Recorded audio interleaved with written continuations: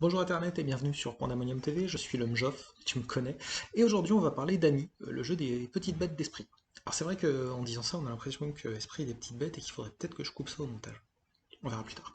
Bref, j'ai testé le jeu avec Browan, mais on a joué pendant la version bêta. Donc il y a eu quelques évolutions, puisque depuis une version un peu plus complète apparue, avec plein de modifications, en tout cas une partie cosmétique, parce que le livret est beaucoup plus joli maintenant. Et d'ailleurs, si vous voulez en voir une lecture complète, Dr. D a fait une vidéo qui parle vraiment d'Ami, il entre dans les règles et il lit les règles de sa voix douce et suave devant tout le monde. Je conseille, hein, de toute façon, c'est du Dr. D, je conseille. Et puis je t'envoie vers le site de l'éditeur de toute façon. On en discute après le générique.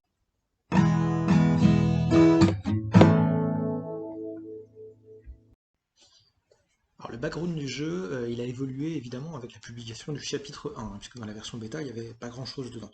On y trouvait en particulier, puisque j'ai pas pris le temps vraiment d'entrer dans le chapitre 1, dans la bêta, on trouvait des explications sur les petites créatures, je vais en parler plus tard, quelques images, maintenant on trouve en plus des photos de figurines, un fluff un peu plus détaillé, on a des cartes dans le document, enfin c'est vraiment un joli document, ils ont bien travaillé. Pour le moment, on sait qu'il y a un explorateur qui s'appelle Alan Forrester qui s'est perdu dans la forêt et qui a découvert des petites créatures curieuses qui font de la magie et qui s'affrontent. Les créatures sont minuscules, hein, elles font la taille d'une figurine en 28 mm. Qu'est-ce que ça tombe bien? C'est la taille de nos figurines puisque le jeu est à l'échelle 1 sur 1. Ça, tu l'avais peut-être déjà compris si tu avais regardé la vidéo de Dr. D en particulier. Donc le fluff est présenté du point de vue de l'explorateur, et plus on avance dans le livre de règles, plus on apprend sur les amis et leurs petits familiers, leurs petits prédateurs et tout ça. En gros, qu'est-ce que c'est un ami? C'est une créature magique. Ils sont organisés en tribus, mais ils n'ont pas forcément besoin de passer leur vie avec la tribu. Au contraire, ils peuvent s'associer en dehors de leur tribu, avec deux grandes limitations. Il y a les tribus de l'ombre qui ne se mélangent pas avec celles de la lumière, évidemment, et les tribus de l'herbe qui sont à part du système. Les amis, ils élèvent aussi des familiers, donc des créatures plus petites, très spécifiques, et ils affrontent parfois des redoutables prédateurs qui veulent les bouffer, mais dont les œufs peuvent être récupérés pour être dressés une fois éclos et devenir des copains des amis. Voilà. En version très condensée et très simplifiée. Lis le fluff, hein, ça ira vite. Dans Ami, on est dans un système assez simple, sans jet de dés, sur un jeu d'escarmouche, donc avec des scénarios à accomplir. On est un peu dans l'esprit Alchemy, Eden, tout ça. Il y a une proposition de campagne avec des scénarios spécifiques, et puis un mode solo qui vient de sortir, et je suis pas vraiment encore entré dedans. Euh, il y a aussi un mode multijoueur, ça peut toujours servir. D'ailleurs, dans cette édition, la mise en page est totalement revue, bien plus lisible que dans la version bêta, sur laquelle on avait un peu de mal à se repérer, pour être tout à fait honnête. Maintenant, on a une version propre, avec des super images, enfin, ils ont fait un super boulot.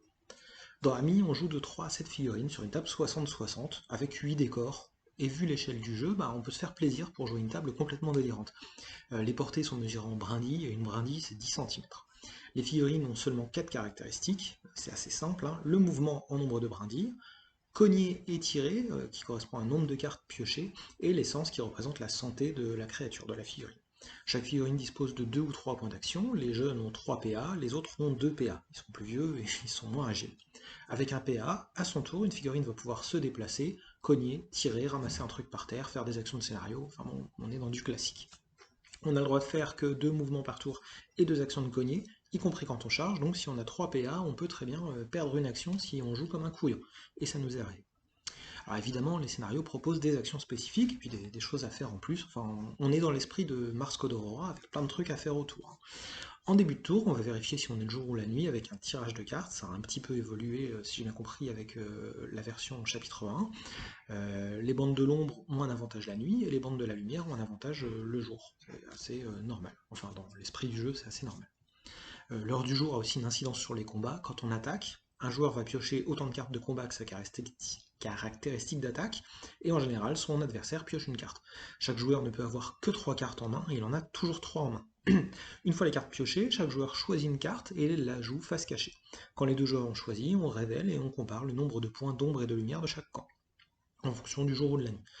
Sur cet exemple de jour, on a tu vois, un certain nombre de points d'ombre et de lumière, et comme j'ai enregistré sans avoir la carte sous les yeux, tu vois avant que je ne décrive. Donc on compare les chiffres lumière d'un côté, ombre de l'autre, et la cible perd un point d'essence de santé par point que l'attaquant a en plus dans chacun des deux domaines, ombre et lumière. Je m'explique. Je joue une carte avec 2 ombres et une lumière, et c'est la nuit. Mon adversaire joue 3 ombres et pas de lumière. J'ai moins d'ombre que lui, donc je lui fais 0 dégâts d'une part. Mais j'ai une lumière et lui aucune. Donc il prend un dégât. Au total, ma cible prend un dégât, et t'as tout compris. On ajoute quelques règles assez simples hein, sur les objets magiques, la magie, les tribus, l'influence de comment fonctionne la bande, parce que tu peux rajouter des petits éléments comme des montures, des choses comme ça. Mais globalement, les règles sont assez simples, on est sur une quarantaine de pages, avec beaucoup de fluff et d'images. Ça passe très bien. Il y a quelques règles optionnelles assez simples à mettre en place pour compléter le jeu, avec par exemple les prédateurs hostiles, ou quelques amis personnages spéciaux. Dans Ami, on a 7 tribus, parmi lesquelles choisir nos factions. Mais n'importe quelle figurine peut être attachée à n'importe quelle faction et tribu, hein. C'est juste une sorte de choix culturel. La particularité, c'est juste qu'on mélange pas l'ombre et la lumière. Donc on n'aura jamais des créatures de la canopée avec des créatures des grottes, parce qu'ils vivent pas ensemble, et c'est à peu près tout en fait. Euh, Dans une tribu, chaque tribu va donner un petit bonus à ses membres pour toute la durée de la partie, et la tribu du meneur va donner un bonus global à toute sa bande. Donc, par exemple, si on prend une bande dont le meneur est un guetteur de la tribu de l'eau, il a tout seul le bonus d'ignorer les terrains difficiles. Il est accompagné d'une pisteuse de la tribu des grottes qui peut se déployer plus en avant sur la table et avoir plein de familles. Il donne à toutes les figurines guetteurs de la tribu de l'eau le bonus de la tribu de l'eau, qui offre un mouvement gratuit à tout le monde une fois par partie. Et ça, c'est le bonus de tribu. En plus de son petit bonus individuel, ça enlève pas le bonus de la guetteuse de son côté.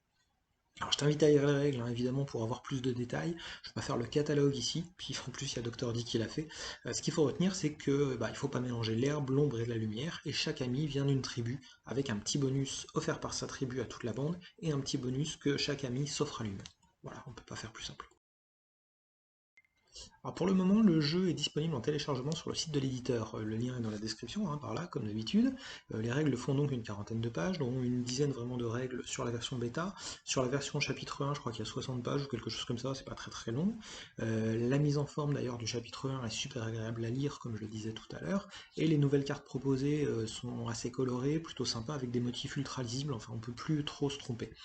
On trouve aussi sur le site les petites créatures dont on a besoin pour jouer, et Esprit a mis en ligne sur Facebook, il me semble, des idées de liste pour jouer entre 40 et 65 euros au format standard du jeu à 9 points.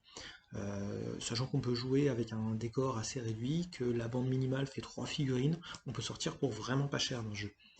En parlant du décor, comme le jeu est à l'échelle 1, on peut utiliser tout ce qu'on veut, du genre nos objets quotidiens, pour servir de table de jeu. Pas besoin de faire une table hyper spécifique bizarre, avec des éléments qui sortent de partout, non, on peut se faire plaisir avec une table de pique-nique par exemple, ou sur la table du jardin. On joue avec ce qu'on a. Le jeu est sympa. Alors ce sera peut-être pas mon jeu préféré de tous les temps, hein, parce qu'il y a plein de jeux et puis il y a plein de choses qui m'intéressent, mais c'est un jeu avec plein d'atouts, parce qu'il se joue vite, il est simple, il a un format adapté au délire entre les joueurs, il offre pas mal de possibilités tactiques, il y a très peu de choses à mémoriser, et c'est le genre de jeu où on peut jouer pour se faire plaisir un peu à la Moonstone ou à la Alchemy, on a envie de passer une bonne soirée, on se sort une petite partie de Ami et je trouve que ça marche carrément bien. En gros, je le recommande et je t'invite à tester parce que c'est que du bon. Alors, en guise de conclusion, là, normalement, je devais insérer un commentaire de mon camarade Browan qui a fait la partie contre moi. Malheureusement, j'y arrive pas. Il y a un problème de compatibilité du logiciel, etc. Enfin, ça m'a saoulé. Donc, on va sauter la partie que Browan devait faire. C'est con, pour une fois que j'avais un ami qui participait, je ne peux pas le diffuser. Bon, bah tant pis. En gros, il disait que la partie était cool, mais c'est pas grave. Donc on s'est bien amusé parce qu'on a joué sur une table complètement débile avec des décors pris au hasard dans ma salle de jeu, c'est-à-dire qu'il y avait des pots de peinture, il y avait un bout de chiffon, il y avait des jeux, des jeux en boîte, des jeux de cartes que j'avais posés sur la table, et donc nos figurines, donc on était vraiment à l'échelle 1 pour 1, et bah, le décor ressemblait à rien, mais c'était assez marrant de jouer sur cette table étrange, mais c'était exprès. J'ai perdu parce que j'ai enchaîné les conneries, hein, littéralement. Genre, j'ai une pisteuse qui est experte pour se planquer, lancer des brindilles sur tout le monde, et je l'ai foutue à découvert devant tout le monde, et elle s'est fait ramasser la gueule, quoi. Mais bon, on s'est bien marré quand même, la partie était assez funky, et c'était quand même tout l'intérêt du jeu, c'est de passer un bon moment. Entre-temps, je remercie tout le monde pour vos abonnements, vos pouces bleus, vos commentaires et les autres. J'ai vu que certains d'entre vous suivez mon Instagram, vous n'avez pas fini de vous taper mes photos de vacances et des conneries comme ça, parce que je mets rien d'autre dessus. La prochaine fois, je sais pas encore de quoi on parlera, mais j'aurai bien quelque chose, je sais pas encore à quoi, mais on va jouer à quelque chose, je vais trouver. Donc d'ici là, ben, porte-toi bien et bosse pour la tribu.